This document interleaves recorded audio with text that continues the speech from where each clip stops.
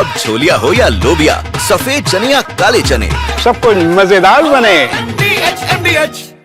सुजाता जी एक सेकंड, आपने यहाँ पे एक बात बोली, आपने कहा कि सेना आगे बढ़ने वाली थी लेकिन सरकार ने हाथ पीछे खींच लिया।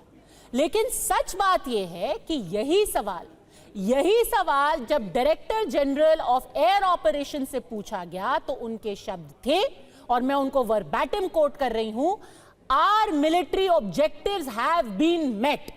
आपका लाइन क्या रहा है कि हम सेना पर विश्वास करते हैं।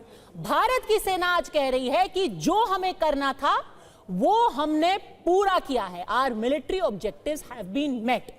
तो फिर कैसे हाथ पीछे खींचे जब सेना हमारी कह रही है जो हम करने निकले थे हम पूरी तरीके से। और डेटा तो आपके सामने ये दिखा दीजिए, आपके 9 टेरर बेसेस मारे गए हैं, 100 आतंकी मारे गए हैं, उनके कम से कम अलग अलग कुछ नहीं तो 35 ठिकानों पर अटैक किया गया है, और 20% मिलिट्री इंफ्रास्ट्रक्चर पाकिस्तान का आज की तारीख में खत्म हो चुका है। DGISPR ने खुद माना है कि जिस एयरबेस का जिक्र कल प्रधानमंत्री ने किया था बीकानेर में कि वो ICU में है, आज खुद DGISPR ने कहा है मारा है जी, उन्होंने नूर खान में मारा है, और उनको मानना ही पड़ेगा क्योंकि उनका तो रनवे बंद है, 4 जून तक बंद है उनका रनवे, ठप पड़ा है।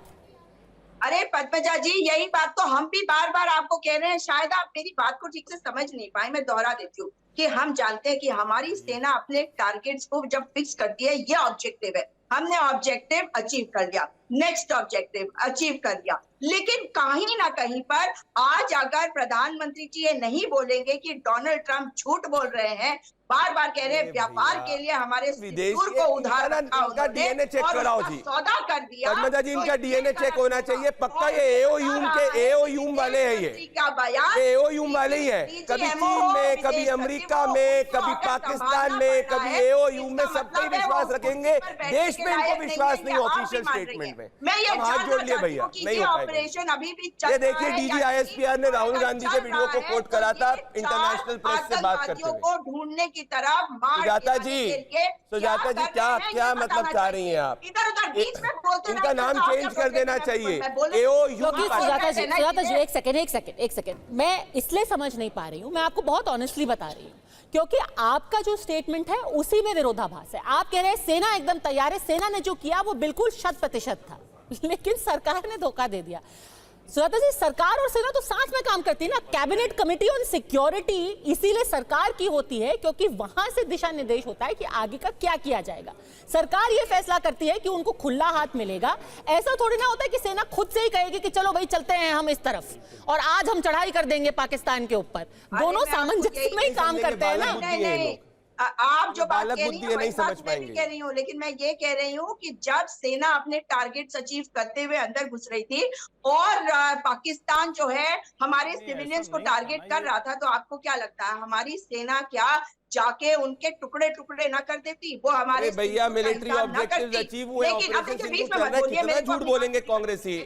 मैं कहता हूं इनको एक अवार्ड दे दिया जाए, जितना पाकिस्तान झूठ नहीं बोलता उतना कांग्रेस झूठ बोल रही है। डोनाल्ड ट्रंप के द्वारा कि मेरे कहने पे सीज फायर हुआ, अगर विदेश मंत्री शुरुआत ना करते कहते हुए कि भाई हमने शुरुआत में उनको कहा मगर फिर भी उन्होंने हमें टारगेट किया, हमारे सिविलियंस को टारगेट किया, तो डर नहीं लगेगा कि हमारे देश की जनता क्या कीड़े मकोड़े हैं कि उनके ऊपर उनको टारगेट किया जा रहा है और हम उनको खबर कर रहे हैं? यही बात तो मैं कैसी बातें कह रही है, मैं ऑब्जेक्शन दूंगा पद्मजा जी। अगर ऐसा कुछ भी होगा तो भारत ने एक सेकंड हर्षवर्धन जी जवाब दे रहे हैं। पहलगाम के आतंकवादी एक करके आतंकवादी ठिकानों को ध्वस्त किया, वहां कुछ चेतावनी दी। भारतीय सेना ने कहा कि हमने आतंकवादी ठिकानों को ध्वस्त किया, वहीं आतंकवादी थे, हमने मारा। उसके बाद जब वहां की सेना नहीं मानी, वो उसमें शामिल हुई तो उनके एयर बेसेज को ध्वस्त किया, लगातार उनकी जो फ्रंट लाइन थी उनको अटैक किया, उन्होंने हमारे सिविलियंस पर हमला किया, हमने उनकी आर्मी को, उनके जो एयर बेसेस थे उसको तबाह किया। उसके बावजूद लगातार क्या भारत की सेना की तरफ से कहा गया, हम किसी भी स्थिति में एग्रेशन युद्ध की तरफ नहीं जा रहे। हमारा अपना लिमिटेड टारगेट है, उसको हम अचीव कर रहे हैं और हम अचीव कर चुके हैं। अगर इसके बाद युद्ध की नौबत आएगी तो हम उसके लिए भी तैयार हैं। यहां तक कि लास्ट पीस भी कहा गया ऑपरेशन सिंदूर चालू है, शुरू है, ऑनगोइंग है। अब अगर ये भी बात नहीं समझ में आ रही थी तो कमाल है। और सबसे मैं ये याद लोग क्योंकि पब्लिक मेमोरी बहुत शॉर्ट होती है, मैं लोगों को ये याद दिलाना चाहती हूं कि जब 6 और 7 तारीख को जब पाकिस्तान पर हमने पहले हमला किया, 8 तारीख को राशिद साहब आपको याद होगा, अचानक एक वर्ग विशेष था जो कह रहे थे डी एस्केलेट। मतलब जो पूरा ये इकोसिस्टम था वो इतना एक्टिव हो गया जैसे कि उन्होंने डी एस्केलेट। फिर 10 तारीख को सीज फायर हुआ या फिर वो पॉज हुआ, वही इकोसिस्टम।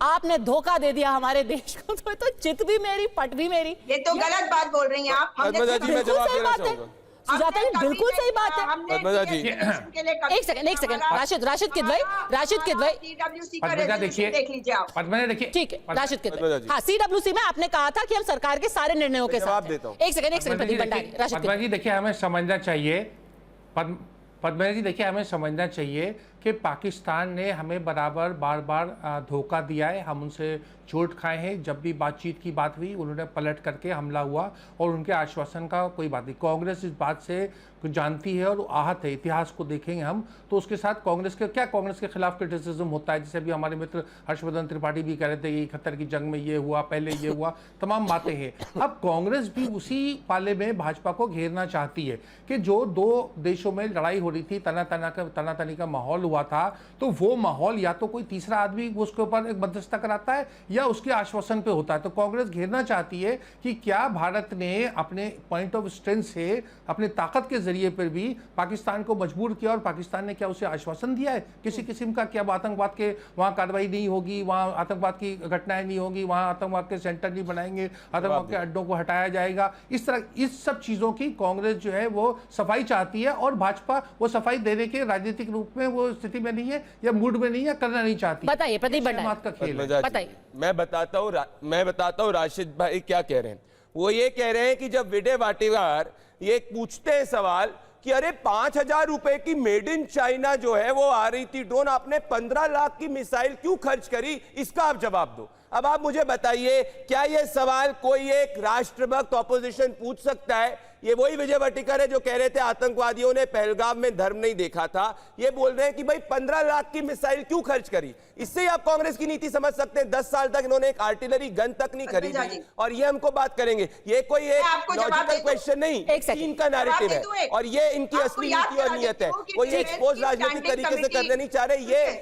ये पाकिस्तान की बैटिंग कर रहे हैं। अब सुनिए, ये रहा AF का ट्वीट, ये मैं नहीं बोल रहा हूँ, ये इंडियन एयरफोर्स का ट्वीट है 11 मई ऑपरेशन सिंदूर इज ऑनगोइंग।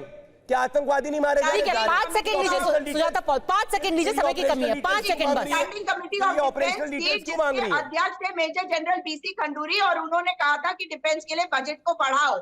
वो भाजपा, अरे भैया आपने 10 साल तक एक बुलेट प्रूफ जैकेट नहीं खरीदवाई हमारे को, 10 साल तक आर्टिलरी गन नहीं खरीदी, चाइना की बैटिंग करते हो, क्या बात कर रहे हो? ठीक है, देखिए एक सच्चाई है। जोड़ दूं, क्योंकि बजट की बात की तो डिफेंस बजट जो मोदी जी के पहले था और जो अभी है लगभग 3 गुना बढ़ चुका है। ये फैक्ट है, तो पहले वो बात तो सच बोली थी। ठीक है, देखिए एक साइड कह रहा है कि आप चाइना की बैटिंग कर रहे हो, दूसरा साइड कह रहा है कि आप पाकिस्तान का नैरेटिव बता रहे हो।